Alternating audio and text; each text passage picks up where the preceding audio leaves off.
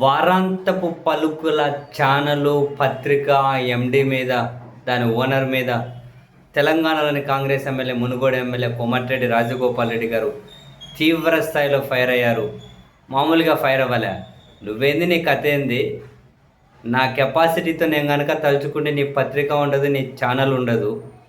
నీలాంటి ఛానళ్ళు, పత్రికలు 100 పెట్టగలిగే కెపాసిటీ ఉన్నోడిని నువ్వేం పెద్ద అనుకుంటూ ఉన్నావా? ఇంకోసారి నాలాంటి వాళ్ళను, నిజాయితీ పరులను కించపరిచే విధంగా కనుక రాతలు రాసి కూతలు కూస్తే ఒళ్ళు దగ్గర పెట్టుకో. మర్యాదగా ఉండదు, నేను నీకే చెబుతూ ఉన్నా. ఎవరినో అర్హత లేని వాళ్ళని బలపరచాలి అని చెప్పి నిజాయితీ పరులైన మాలాంటి వాళ్ళని కించపరుద్దామంటే మళ్ళీ చెబుతున్నా, ఒళ్ళు దగ్గర పెట్టుకో. నీలాంటి పత్రికలు, టీవీ ఛానళ్ళు 100 పెట్టగలను. నా కెపాసిటీ కనుక నేను తలుచుకుంటే నీ ఛానల్ ఉండదు, నీ పత్రిక ఉండదు. ఇది కోమటిరెడ్డి రాజగోపాల్ రెడ్డి గారు, కాంగ్రెస్ ఎమ్మెల్యే, సూటిగా స్పష్టంగా మీడియా ముందుకు వచ్చి మరీ ఆ వారాంతపు పలుకుల అంటే దాని చైర్మన్కి డైరెక్ట్గా చేసినటువంటి వార్నింగ్. ఎందుకని? ఇప్పుడు రేవంత్ రెడ్డి, అదే తెలంగాణ ముఖ్యమంత్రి రేవంత్ రెడ్డి గారు వర్సెస్ మిగతా ఒక కాంగ్రెస్లోనే ఒక వర్గం మధ్య ఒక రాజకీయ విభేదాలు ఉన్నాయి కదా. పచ్చ కాంగ్రెస్ వర్సెస్ ఒరిజినల్ కాంగ్రెస్ అని వాళ్ళే మాట్లాడుకుంటూ ఉన్నారు. ఈ క్రమంలో ఈ వారాంత పలుకులు తెలుసు కదా. బేసిక్గా తెలుగుదేశం పార్టీకైనా, లేకుంటే తెలుగుదేశం పార్టీ స్కూల్ నుంచి వచ్చిన వాళ్ళకైనా ఏ స్థాయి వరకైనా వెళ్ళి మద్దతు ఇవ్వగలుగుతారు.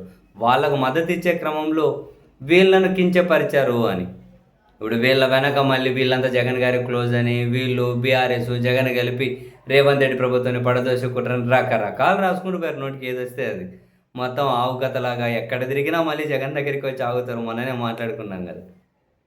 సో ఇటువంటి కథనాలు వరుస పెట్టి రోజు రాసుకుంటూ పోతూ ఉన్నారట. చూసి చూసి విసుగొచ్చి మీడియా ముందుకు వచ్చారు. వచ్చి ఒళ్ళు దగ్గర పెట్టుకో అని చెప్పి నేరుగానే చెబుతూ ఉన్నారు. నీలాంటి పత్రికలు, టీవీ ఛానల్ 100 పెట్టే కెపాసిటీ ఉన్నోడిని ఏమనుకుంటున్నావు నీవు అంటున్నారు. నేను దలుచుకుని నీ పత్రిక, టీవీ ఛానల్ ఉంటుందా అంటూ ఉన్నారు. మరి దీని మీద ఆ పత్రిక ఎండీ ఎట్లా స్పందిస్తాడో, మరి ఈ ఆదివారం ఏమైనా స్పందిస్తాడేమో చూడాలి. ఆయన వారమంతా చూసి ఆదివారం వచ్చేసరికి స్పందిస్తూ ఉంటాడు కదా.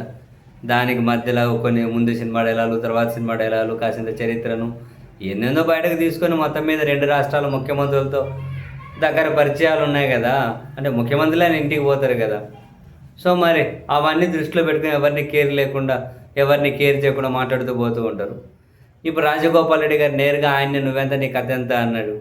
మరి ఆయన ఎట్లా ఆ రిప్లై ఇస్తాడో చూడాలి.